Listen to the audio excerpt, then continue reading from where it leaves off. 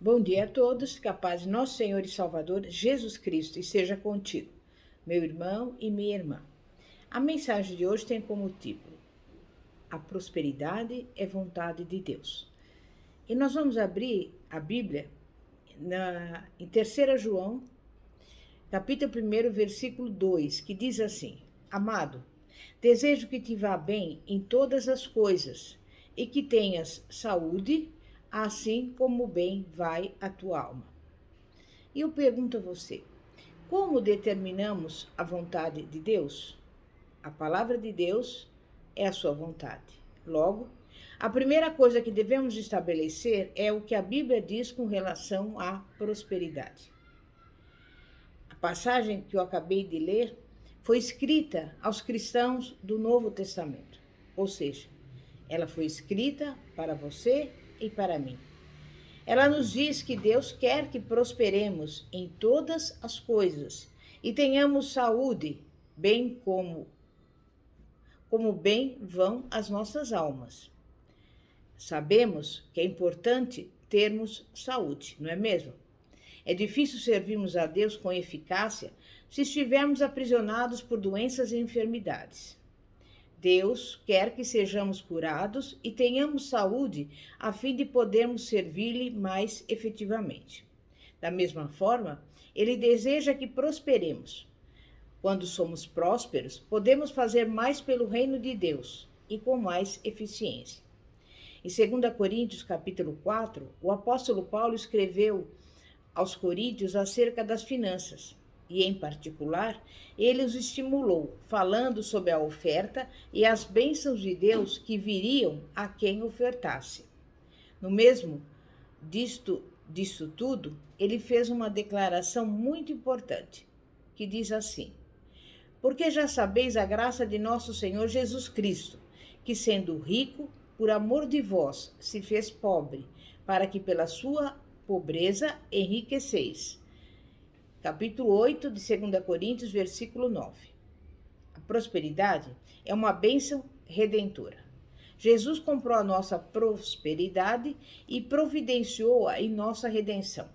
Ele se fez pobre para que pudéssemos ser ricos. Muitos acham que isso significa que Jesus se fez espiritualmente pobre para que fôssemos espiritualmente ricos. Contudo, no contexto, tal declaração se refere às finanças. O capítulo inteiro enfoca as bênçãos materiais. Jesus não foi materialmente pobre quando esteve na terra. Ou melhor, Jesus não foi espiritualmente pobre quando esteve na terra. Um homem espiritualmente pobre não poderia curar os enfermos e expulsar os demônios. Jesus se fez pobre fisicamente ao morrer na cruz. Ele foi despojado de todas as suas possessões terrenas naquele momento. Até mesmo as suas vestes foram-lhe tiradas e os soldados as disputaram. Jesus se fez pobre naquele momento como nosso substituto, a fim de nos redimir da pobreza. E isso está afirmado claramente em Gálatas, capítulo 3, que diz assim: Cristo nos resgatou da maldição da lei, fazendo-se maldição por nós, porque está escrito: Maldito todo aquele que for pendurado no madeiro, para que a bênção de Abraão chegasse aos gentios por Jesus Cristo, e para que, pela fé, nós recebamos a promessa do Espírito. Capítulo 3, versículos 13 e 14. Essa passagem afirma que Jesus se fez maldição por nós. Jesus se pendurou em uma árvore e se fez maldição por nós. E você pergunta, mas por que ele agiu assim? Para nos resgatar da maldição da lei. A maldição da lei está descrita no livro de Deuteronômio, capítulo 28. E parte dessa maldição é a pobreza. Repetidas vezes, Deus declara que quando a maldição da lei recai sobre você, você empobrece e tem necessidade. Mais especificamente, ela afirma que os seus campos não produzirão e o seu negócio fracassará. No entanto, essa passagem de Gálatas nos diz que Cristo nos resgatou dessa maldição E isso significa que não temos mais de ser pobres. Deus não quer que sejamos pobres ou que empobreçamos. Ele se fez pobre para que pudéssemos ser ricos, eu repito. A definição da palavra rico é ter uma provisão completa. Isso não significa, necessariamente, que todos seremos milionários, embora seja possível. Isso significa que teremos uma provisão completa. Deus prometeu essas coisas. Jesus nos resgatou da maldição da lei para que as bênçãos de Abraão pudessem recair sobre nós. Como sabemos, Abraão foi rico. Está escrito, Gênesis 3, versículos 1 e 2. Subiu, pois, Abrão do Egito para a banda do sul, ele e sua mulher, e tudo o que tinha, e com ele Ló. E ia Abrão muito rico em gado, em prata e em ouro. A bênção de Abraão é a bênção da prosperidade financeira. Cristo nos resgatou da maldição da lei para que pudéssemos receber as bênçãos de Abraão, eu repito. A palavra de Deus nos diz que as bênçãos de Abraão também recaíram sobre seu filho Isaque e ele também enriqueceu. Você pode ver lá no capítulo 25, versículo 5 e também no capítulo 26, versículos 13 e 14. Isaque herdou a riqueza, mas começou e continuou a prosperar até se tornar muito rico. Precisamos entender que a prosperidade é progressiva. Isaque começou a prosperar e então continuou prosperando até se tornar muito próspero. Estamos todos em lugares diferentes na caminhada da prosperidade, mas o plano de Deus é que cada um de nós continue prosperando. Deus é um Deus de crescimento. O crescimento das ovelhas, das vacas e dos servos de Isaque foi tão numeroso que até mesmo provocou a inveja por parte dos seus inimigos. Ele era próspero por causa da bênção do seu pai Abraão. O filho de Isaque, Jacó, também foi rico. Jacó era neto de Abraão e a bênção de Abraão passou para ele também. A seguinte passagem fala sobre Jacó. E cresceu o varão em grande maneira, e teve muitos rebanhos, e servas, e servos, e camelos e jumentos. Capítulo 30 de Gênesis, versículo 43. A Bíblia não diz que Jacó herdou a sua riqueza, mas que ele herdou a bênção de Abraão. A habilidade de prosperar recaiu sobre ele. Quando Jacó precisou fugir do seu irmão Esaú, ele atravessou o Jordão com apenas as roupas em suas costas e o cajado em sua mão. E quando retornou, 20 anos mais tarde, proclamou que ele tinha tomado em 2 bandos. Está lá no capítulo 32, versículo 10 de Gênesis. Ele experimentou um grande crescimento por causa da bênção de Abraão e da sua aliança com Deus. A bênção de Abraão passou para a sua descendência, inclusive você e eu. Está escrito, Gálatas 3, versículo 29. E se sois de Cristo, então sois descendência de Abraão e herdeiros conforme a promessa. Então, se você pertence a Cristo, faz parte da descendência de Abraão e é herdeiro conforme a promessa. A justiça, a autoridade e a habilidade de prosperar recaíram sobre você. Deus quer que seus filhos prosperem.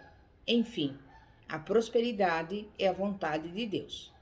E à medida que continuarmos a examinar a Bíblia, uma coisa ficará óbvia. A Bíblia ensina claramente que seguir a Deus e viver para Deus trarão prosperidade. Veja, por exemplo, o que está escrito em Josué 1:8. Não se aparte da tua boca o livro desta lei, antes medita nele dia e noite, para que tenhas cuidado de fazer conforme tudo quanto nele está escrito, porque então farás prosperar o teu caminho e serás bem-sucedido. Neste versículo, Deus está falando a Josué que se ele meditar na sua palavra, verá como aplicá-la em sua vida. Então, será um agente dessa palavra. E nós, quando meditamos na palavra de Deus, podemos ver como aplicá-la em nosso viver. Somente quando somos agentes da palavra, ela é efetiva em nossas vidas. Ouvir simplesmente não é o suficiente. Praticar a palavra é o que conta. E essa palavra continua a dizer que quando praticamos a palavra de Deus, ou seja, quando a colocamos em ação e seguimos os princípios de Deus, faremos o nosso caminho próspero. E Ele quer que você tenha sucesso em tudo o que você fizer e que prospere em todas as coisas. Veja bem, Deuteronômio 8,18 diz assim: Antes te lembrarás do Senhor teu Deus, porque Ele é o que te dá força para adquirires riquezas, a fim de confirmar o seu pacto, que jurou a teus pais, como hoje se vê. Essa passagem nos diz que Deus nos dará força para adquirirmos poder, riquezas. Ela não diz que Ele derramará o poder sobre nós automaticamente, mas que nos dará a habilidade e o vigor para conquistá-lo. Isto é conseguido quando seguimos os seus princípios e praticamos a sua palavra. E se fizermos essas coisas, podemos esperar a prosperidade. Sendo assim, concluímos que a prosperidade é vontade de Deus. Se você seguir a Deus,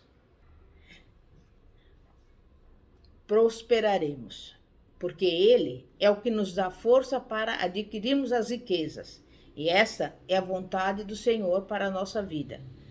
Se Jesus se fez pobre para que pudéssemos ser ricos, deve ser a sua vontade também que prosperemos. Se Jesus nos resgatou da maldição da miséria, para que pudéssemos ter a bênção de Abraão, é vontade de Deus que prosperemos. Mas por que Deus faria tudo isso e nos providenciaria a prosperidade para depois dizer que não é a sua vontade que prosperemos? Em conclusão, é a vontade de Deus que prosperemos. Se não tirarmos proveito disso e desenvolvermos a atitude de prosperidade dentro de nós, estaremos desperdiçando o que Jesus fez por cada um de nós. Porque Jesus pagou um alto preço por nós, a fim de nos redimir dos pecados, curar as nossas doenças e permitir que nós prosperemos. Amém? É momento de oração. Santíssimo Deus e poderoso Pai, Pai de nosso Senhor e Salvador Jesus Cristo, nós entendemos, Pai, e aprendemos nesse dia de hoje que a vontade do Senhor é que prosperemos em todas as coisas e também tenhamos saúde. E nesse dia de hoje eu coloco diante do Senhor cada pessoa que está aqui passando por necessidade. Que o Senhor visite essa pessoa, envie-lhe a provisão e que ela possa prosperar. Também quero pedir em favor daqueles que são doentes na UTI, no leito de enfermidade ou no hospital. Que o Senhor repreenda todo mal, toda dor, porque a tua palavra diz que o Senhor já levou sobre si as nossas doenças e pelas suas pisaduras nós somos sarados. Vai ao encontro também dessa família, nessa casa, repreendendo toda briga, toda contenda e toda divisão. Coloque nesse lar a união, a harmonia, a paz que excede todo entendimento. Enfim, que a bênção do Senhor que enriquece no acrescentador seja derramada sobre esse lar. É o que eu lhe peço e desde já te agradeço em nome de Jesus. Pastora Fátima da Igreja Evangélica Apostólica Poder de Cristo, situada na Avenida Ouro Fino, 2212, Bosque dos Eucaliptos, São José dos Campos. Amém e graças a Deus. Glória a Deus.